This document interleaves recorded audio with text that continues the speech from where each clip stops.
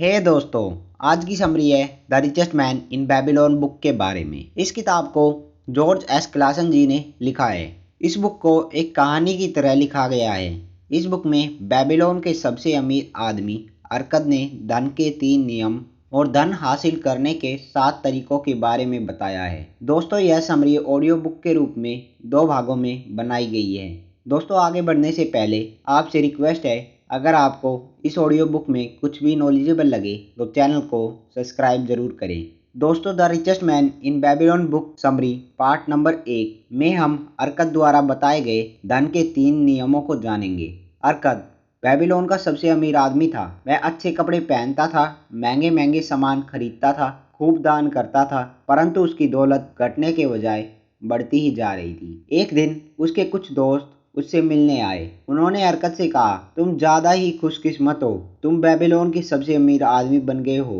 तुम अच्छे कपड़े पहनते हो, स्वादिष्ट भोजन करते हो, दुनिया की सैर करते हो, जबकि हमारी हालात यह है कि हमारे परिवार को भरपेट भोजन मिल जाए और पहनने के लिए कपड़े मिल जाए तो हम खुश हो जाते हैं। लेकिन अरकद, हम एक ही टीचर से पढ़े हैं। पढ़ाई और खेल में भी तुम हमसे आगे नहीं थे और तुम ज़्यादा हार्ड वर्क भी नहीं किया करते थे, लेकिन फिर भी तुम हमसे ज़्यादा अमीर बन गए हो और आज भी हम गरीब ही हैं। अरकद, क्या तुम हमें गरीबी से अमीर बनने की कहानी सुनाओगे? तब अरकद ने कहा, मैंने अमीर बनने का सपना तब देखा था जब मैं जवान था। मैंने महसूस किया कि अच्छी लाइफ जीने के लिए धन की बहुत ज़रूरत है और अमीर बनकर ही मैं अपनी ज़रूरतों के लिए टेंशन फ्री होकर खर्च कर सकता हूँ। फिर मैंने ठान लिया, चाहे कुछ भी हो जाए, मैं अमीर बनकर ही रहूँगा। अमीर बनने के लिए मैं काम में लग गया और मेरा काम था मिट्टी के टेम्पलेट्स पर लिखना।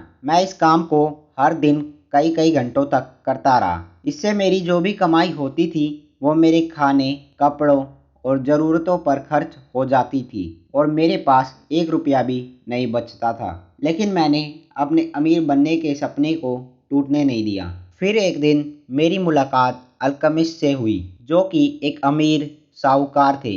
उन्होंने मुझे मिट्टी के टेम्पलेट्स पर 9th लॉ लिखने का काम दिया और कहा कि अगर तुम 2 दिन में यह काम पूरा करोगे तो कॉपर के 2 सिक्के दूंगा। मैंने बहुत मेहनत की, लेकिन ये काम पूरा न हो सका।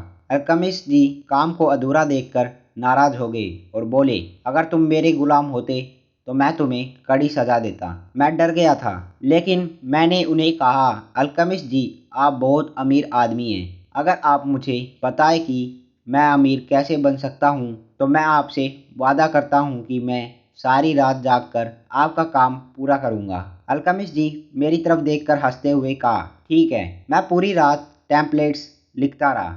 मुझे काफ़ी परेशानी हुई, लेकिन मैं सुबह तक काम को पूरा कर चुका था। अल्केमिस्ट जी जब सुबह आए तो वे मेरे काम से बहुत खुश हुए और बोले, बेटे, अब मैं तुम्हें मेरे टॉप सीक्रेट बताने जा रहा हूँ, जो उन कॉपर के सिक्कों से 1000 गुना कीमती है जो मैं तुम्हें देने वाला था। इसे ध्यान से सुनो। मैं अमीर तब बना जब मैंने यह फैसला किया कि मैं अपनी कमाई का 10% अपने आप को दूंगा। तुम भी ऐसा ही करोगे तो तुम भी अमीर बन जाओगे। और इतना बोलकर वे चुप हो गए। तब मैंने कहा, बस इतना ही?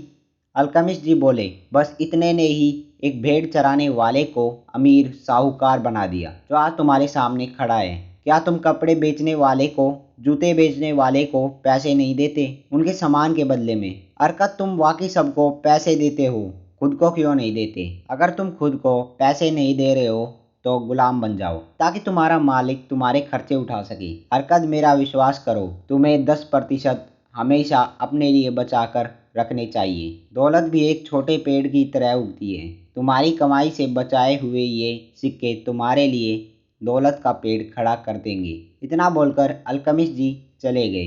मैं अपनी कमाई का 10% अलग रखने लगा। अजीब बात यह हुई कि बाकी पैसों से घर चलाने में मुझे कोई दिक्कत नहीं हुई। मैं इसी तरह पैसे बचाता रहा। 1 साल बाद अल्केमिस्ट जी वापस आए और मुझसे पूछा, पिछले साल तुमने जो कमाया था उसका 10% बचाया है? तब मैंने कहा, हाँ। अल्केमिस्ट जी ने खुश होकर कहा कि तुमने उस पैसे का क्या किया? मैंने उन्हें बताया कि मैंने उन पैसों को ईंट बनाने वाले को दे दिया जो दूसरे देश में हीरे खरीदने गया है।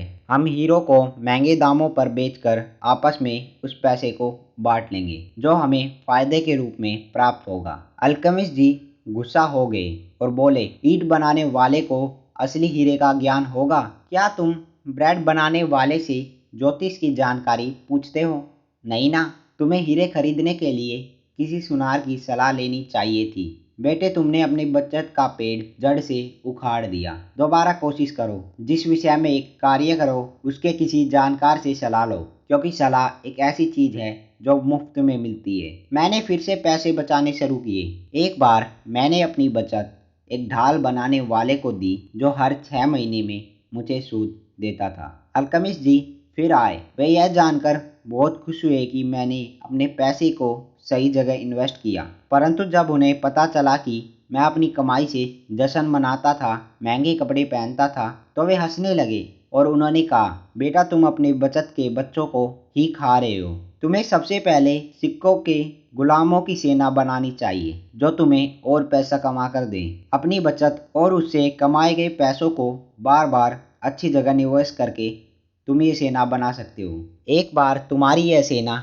बन जाए तो तुम जितना चाहो उतना खर्च कर सकते हो। तुम्हारी यह सेना हमेशा तुम्हें पैसे कमा कर देगी। अरकद ने अपने दोस्तों को कहा कि अल्केमिस्ट जी ने मुझे धन के 3 नियम बताए। इन नियमों पर चलकर मैंने सीख लिया था कि पैसा कैसे बनाते हैं, इन पैसों से अपने लिए काम कैसे कराते हैं। मैंने इन नियमों से जितना चाह उतना धन कमाया। दोस्तों, ये नियम है, हमें अपनी कमाई का कम से कम 10% अपने आप को देना चाहिए। हमें सलाह उन्हीं लोगों से लेनी चाहिए जो अपने क्षेत्र में विशेषज्ञ हो।